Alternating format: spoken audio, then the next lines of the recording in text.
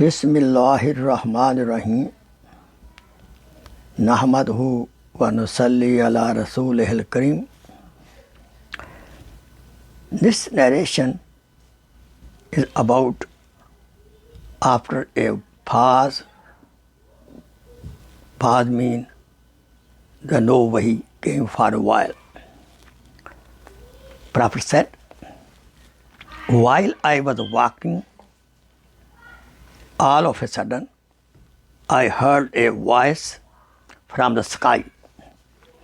I looked up and saw the same angel who had visited me at the cave of Hira, sitting on a chair between the sky and the earth. I got afraid and came back home and said, wrap me in blankets. And then Allah subhanahu wa ta'ala revealed the following holy verses of Quran.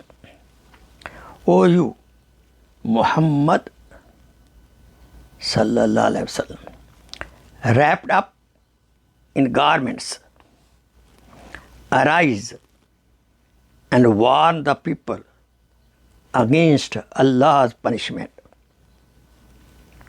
So on, and desert the idols.